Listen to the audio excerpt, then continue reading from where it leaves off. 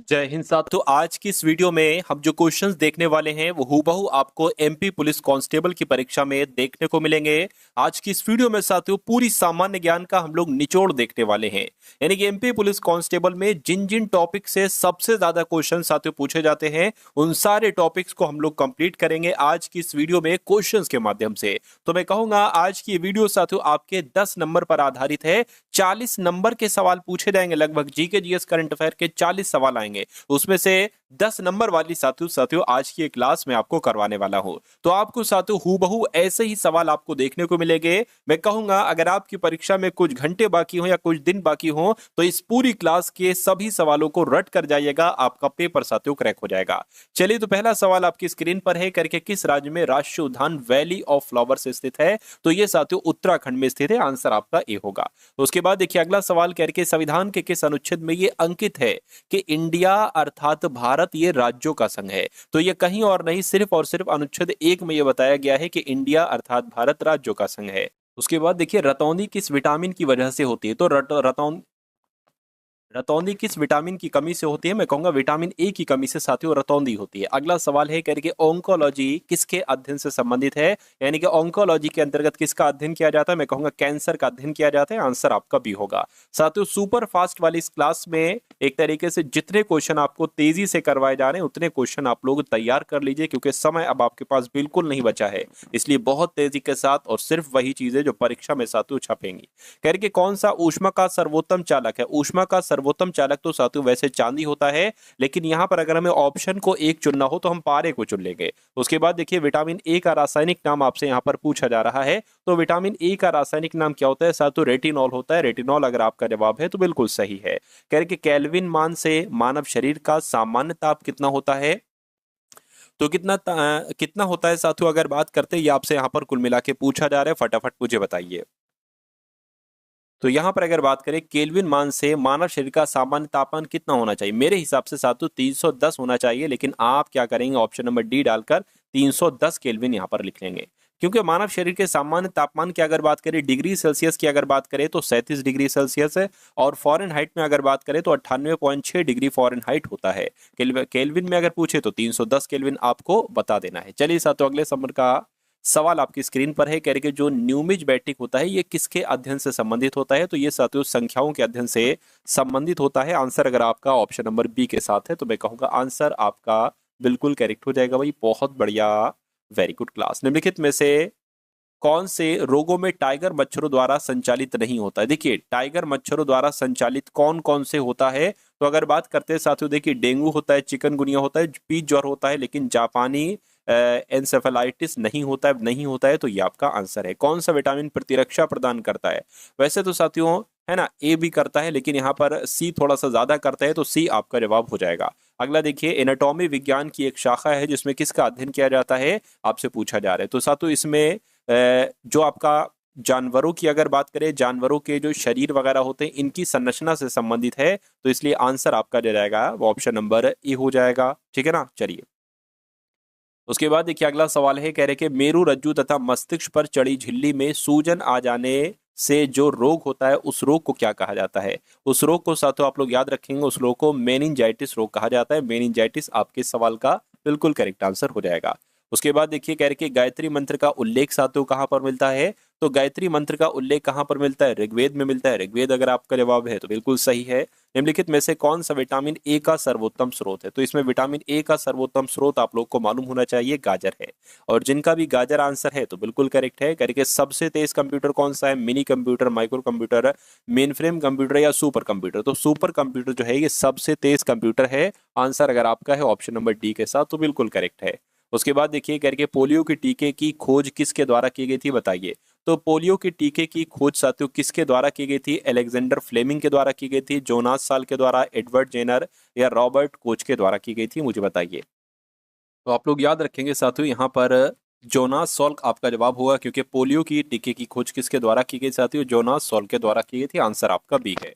अगला देखिए कह रहे हैं कि ऑर्निथोलॉजी के अंतर्गत किसका अध्ययन किया जाता है? तो ऑर्निथोलॉजी के अंतर्गत साथियों किसका अध्ययन किया जाता है? पक्षियों का अध्ययन किया जाता है। पक्षियों का अध्ययन कहां पर लिखा हुआ है? ऑप्शन नंबर डी में लिखा हुआ है। निम्नलिखित में से कौन सा रोग एक वायरस द्वारा फैलता है? तो एक वायरस द्वारा, है ना, वायरस द्वारा फैलने वाला इसमें से रोग कौन सा है? मैं कहूंगा साथियों हेपेटाइटिस है। आपका जवाब बिल्कुल सही हो जाएगा। हेपेटाइटिस जो है ना, ये वायरस यानी कि विषाणु के द्वारा फैलने वाला रोग है। उसके बाद देखिए कह रही के जो दाची ग्राम है वन्यजीव अभ्यारण्य, ये निम्नलिखित में से किस राज्य में स्थित है? तो ये साथियों जम्मू कश्मीर में स्थित है। जम्मू कश्मीर आपका जवाब हो जाएगा। उसके बाद देखिए कह रही के विटामिन ए और विटामिन बी के आविष्कारक कौन थे, मुझे बताइए। तो विटामिन ए और बी की अगर बात करते हैं साथियों, ये आपका जवाब क्या हो सकता है, फटाफट मुझे बताइए। आप लोग साथियों यहाँ पर याद रखेंगे कि विटामिन की खोज वगैरह की अगर साथियों बात करें तो किसका नाम आपको बताना है? आपको नाम बताना है हॉपकिंस का। लेकिन अगर विटामिन शब्द के नामकरण की अगर बात करें कि नामकरण साथियों किसके द्वारा किया, तो आपको साथियों फंक नाम बताना है, जो कि ऑप्शन नंबर ए में लिखा हुआ है। उसके बाद देखिए सिंधु घाटी सभ्यता के शहरों की गलियां कैसी थी? चौड़ी और सीधी, तंग व मैली, फिल्सन वाली या तंग और टेढ़ी? मैं कहूंगा चौड़ी और सीधी थी। आंसर आपका जो जाएगा वो ऑप्शन नंबर सातों ए हो जाएगा। अगला देखिए हेपेटाइटिस रोग से मनुष्य के शरीर का कौन सा अंग प्रभावित होता है? तो साथियों यकृत यानी कि लीवर साथियों प्रभावित हो जाए जब जब किसी को हेपेटाइटिस नामक रोग हो जाता है। संविधान सभा की प्रथम बैठक साथियों कब हुई थी, आपसे पूछा जा रहा है। तो आपको मालूम होना चाहिए 9 दिसंबर 1946 को संविधान सभा की प्रथम बैठक हुई थी। अगला सवाल है कह रहे कि एपिडेमियोलॉजी किसके अध्ययन से संबंधित है? तो इसके अंतर्गत साथियों किसका अध्ययन किया जाता है? मैं कहूंगा महामारी रोगों का अध्ययन किया जाता है इसके अंतर्गत। इसलिए अगर आपका जवाब ऑप्शन नंबर सी है तो बिल्कुल करेक्ट हो जाएगा। और निम्नलिखित में से कौन एक विटामिन ए का प्रचुरतम स्रोत है? तो विटामिन ए हमें इसमें से किससे प्राप्त होता है? सेब से, पपीते से, अमरूद से, आम से? मैं कहूंगा आम से प्राप्त होता है विटामिन ए। आंसर आपका डी होगा। भोजन में उपस्थित ऊर्जा को मापा जाता है। तो भोजन में उपस्थित ऊर्जा को कैसे माप सकते हैं? कैलोरी से, सेल्सियस से, केल्विन से? साथियों कैलोरी से ही तो मापते हैं कि भाई इस भोजन से हमें इतनी कैलोरी प्राप्त हुई, इससे हमें इतनी कैलोरी प्राप्त हुई। सीपीयू की फुल फॉर्म क्या है साथियों, मुझे बताइए। तो सीपीयू की full form central program unit है, नहीं साथियों। सेंट्रल प्रोग्राम यूसेज है, नहीं साथियों। सेंट्रल सेंट्रल प्रोसेसिंग यूनिट होती है सीपीयू की फुल फॉर्म। आंसर आपका जाएगा सी के साथ। यानी कि एलिसा परीक्षण किया जाता है। तो साथियों एलिसा परीक्षण की अगर हम बात करें तो किसके लिए किया जाता है, ये बात आपको यहाँ पर कुल मिला के बताना है। मुझे बताइए।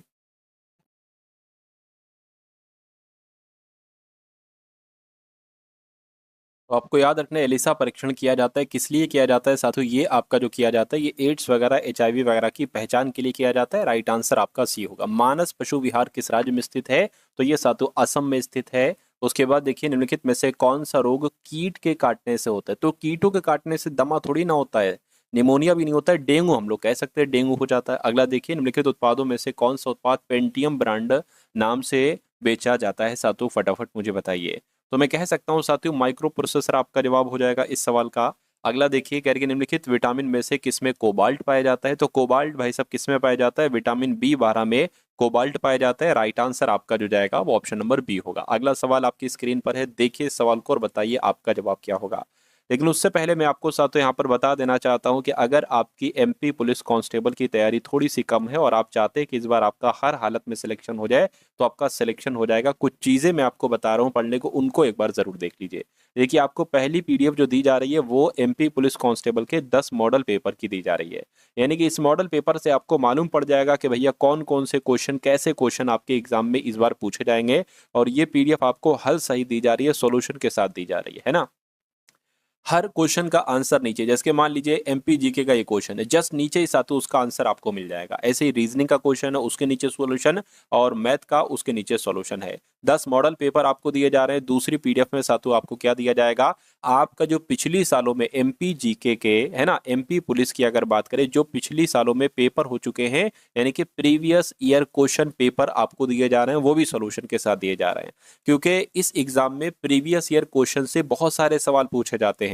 अगर मान लीजिए 40% भी वहां से क्वेश्चन उठाए गए तो डिक्टो आपको साथियों वो क्वेश्चन मिल जाएंगे। उसके अलावा तीसरी पीडीएफ आपको दी जा रही है इंपॉर्टेंट करंट अफेयर की, क्योंकि करंट अफेयर भी एक अहम रोल निभाएगी। आएंगे कम से कम साथियों 5 से 7 सवाल आपको देखने को मिलेंगे, और ये सारे यहीं से आपको मिल जाएंगे। 2025 की ये पूरी पीडीएफ होगी। और चौथी पीडीएफ आपको दी जाएगी जीके जीएस के इंपॉर्टेंट क्वेश्चन की। तो इन सारी पीडीएफ को अगर आप पढ़ लेते हैं तो मेरा मानना है कि कुछ नहीं तो 70% कंटेंट आपको यहाँ से देखने को मिलेगा। तो ये पीडीएफ आपको सिर्फ और सिर्फ 45 रुपए में दी जा रही है। डिस्क्रिप्शन में लिंक है एमपी पुलिस पीडीएफ का, उस लिंक पर आप क्लिक करेंगे तो आप हमारे व्हाट्सएप पर आ जाएंगे। वहां पर आपको एक क्यूआर कोड दिया जाएगा, इस क्यूआर कोड पर 45 का पेमेंट करेंगे तो ये पीडीएफ आपको वहीं व्हाट्सएप पर ही भेज दी जाएगी।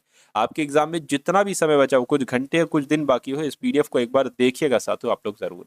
चलिए तो बात करते हैं, कह रहे कि रानीखेत बीमारी किस में होती है, तो ये तो साथियों मुर्गियों में होने वाली बीमारी है, आंसर आपका सी होगा।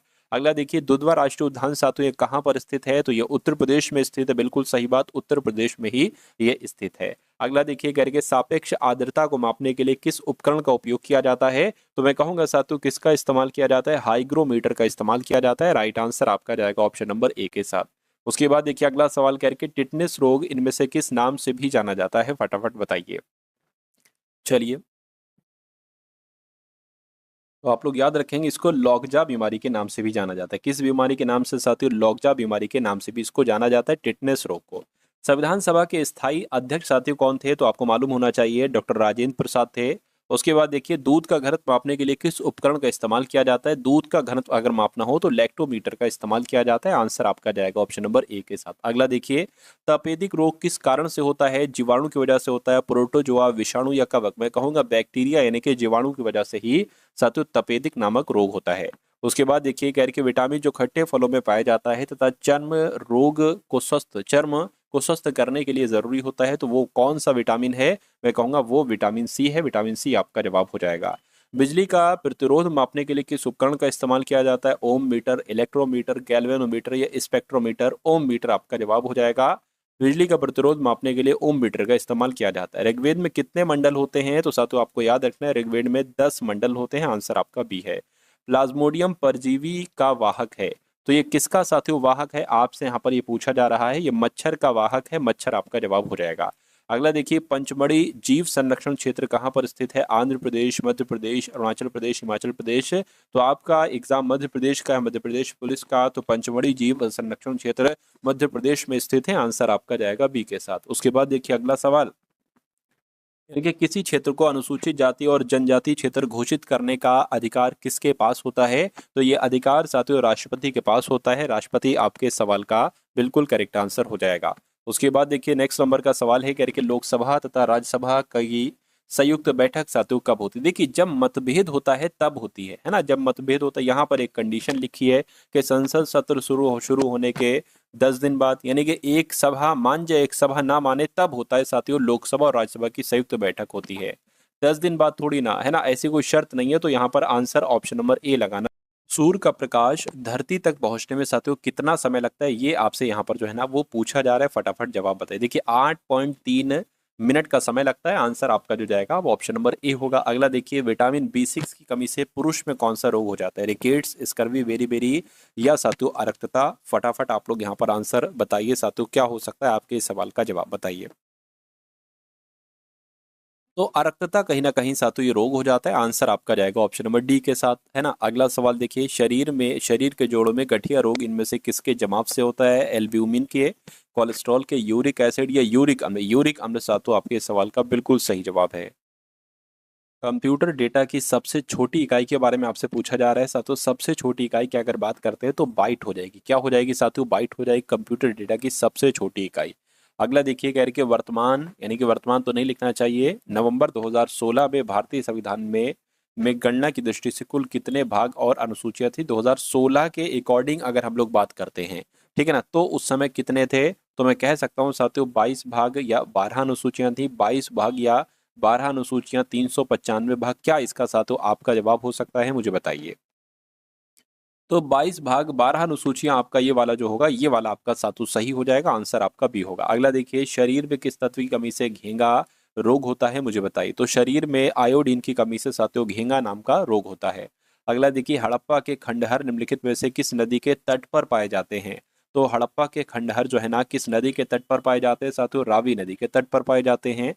भारत के निम्नलिखित टाइगर रिजर्व में कौन सा मिजोरम में स्थित, तो अगर बात करते हैं साथियों मिजोरम की, मेलघाट, बुक्सा, डम्फा। देखिए डम्फा टाइगर रिजर्व की अगर बात करते हैं तो ये मिजोरम में स्थित है। उसके बाद देखिए अगला सवाल, कंप्यूटर की स्थायी स्मृति को क्या कहा जाता है। तो स्थायी स्मृति को साथियों क्या कहा जाता है साथियों, रोम कहा जाता है ना। चलिए, रीड ओनली मेमोरी हम लोग कहते हैं। पेरियार अभ्यारण्य साथियों ये कहाँ पर स्थित है, तो ये पेरियार अभ्यारण्य की अगर बात करें ये केरल में स्थित है। आंसर आपका डी होगा। शिवपुरी राष्ट्रीय है ना, पार्क ये कहाँ पर स्थित है, अब आपसे ये पूछा जा रहा है। तो ये साथियों कहाँ पर स्थित है, मध्य प्रदेश में स्थित है, शिवपुरी राष्ट्रीय पार्क, है ना। आपसे साथियों परीक्षा में पूछा जाएगा शिवपुरी राष्ट्रीय पार्क कहाँ पर स्थित है, तो आप साथियों क्या बताओगे, आपको साथियों यहाँ पर मध्य प्रदेश जो है ना वो बतला देना है। चलिए अगले नंबर का सवाल आपकी स्क्रीन पर है, देखिए और बताइए आपका जवाब क्या होगा, बताइए।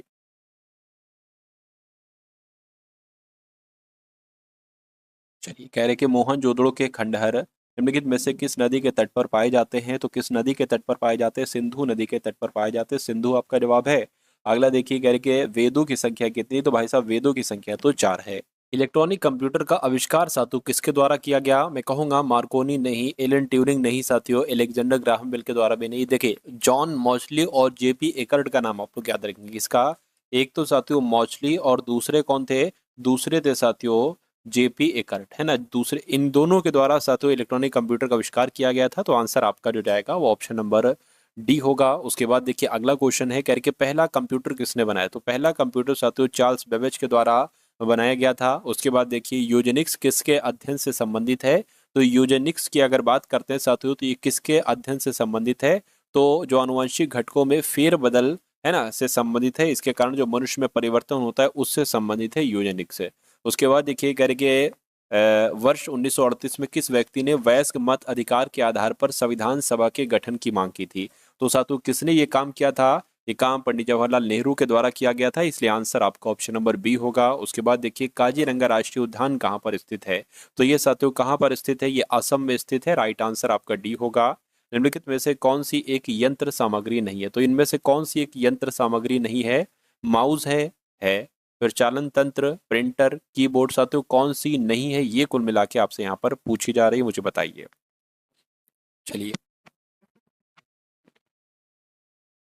तो प्रचालन तंत्र साथियों नहीं है, अब नहीं है तो ये आपका आंसर हो जाएगा। सौर प्रणाली की खोज किसके द्वारा की गई थी, तो साथियों कॉपरनिकस के द्वारा ही सौर प्रणाली की खोज की गई थी। अगला देखिए कह रहे कि सुपर कंप्यूटर के लिए शब्द लंबाई का परास कितना होता है, तो कितना होता है साथियों 128 बिट तक का होता है, आंसर आपका डी होगा। उसके बाद देखिए काजीरंगा किस लिए जाना जाता है, तो ये साथियों एक सींग वाले गेंडे के लिए जाना जाता है काजीरंगा। उसके बाद देखिए वैज्ञानिक जिन्होंने सबसे पहले खोज की कि पृथ्वी सूर्य के चारों ओर घूमती थी, वो कौन थे, उन वैज्ञानिक का नाम क्या था साथियों, उनका नाम आपसे पूछा जा रहा है।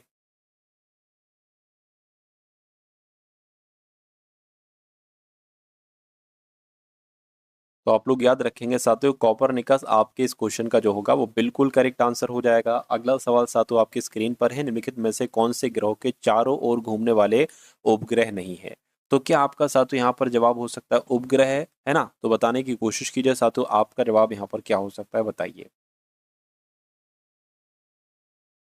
निम्नलिखित में से कौन से ग्रहों के चारों ओर घूमने वाले उपग्रह नहीं हैं, बताइए साथियों।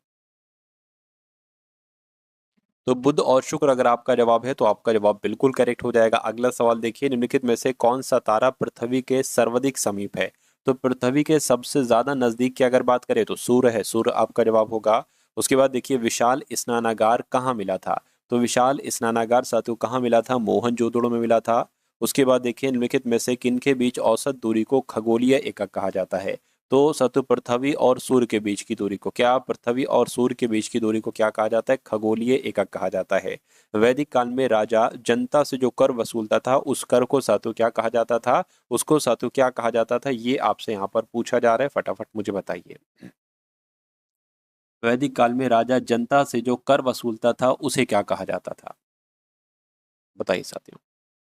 चलिए तो उसको साथियों बलि के नाम से जाना जाता था, बलि कर उसको कहा जाता था। कंप्यूटर सिस्टम के किस भाग को भौतिक रूप से स्पर्श किया जा सकता है, तो साथियों हार्डवेयर को किया जा सकता है, हार्डवेयर आपका जवाब है। निम्नलिखित में से कौन सा शब्द भारत के संविधान की उद्देशिका में नहीं है, तो कौन सा नहीं है, देखिए समाजवादी है, पंथ निरपेक्ष है, प्रभु संपन्न भी है, कहीं ना कहीं लोक कल्याण नहीं है, अब नहीं है साथियों, तो ये आपका जवाब है। उसके बाद देखिए अगला सवाल, विटामिन डी का सर्वोत्तम स्रोत क्या है, तो सूर्य के प्रकाश ही साथियों विटामिन डी का सर्वोत्तम स्रोत है।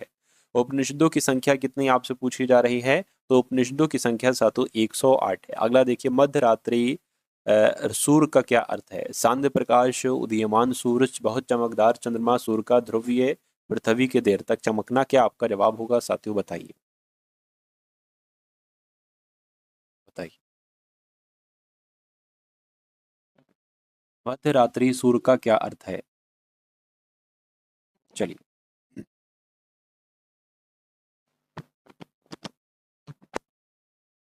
तो अगर आपका जवाब ऑप्शन नंबर डी है, यानी कि सूर्य का ध्रुवीय वृत्त में देर तक चमकना, तो ये आपका बिल्कुल सही जवाब होगा।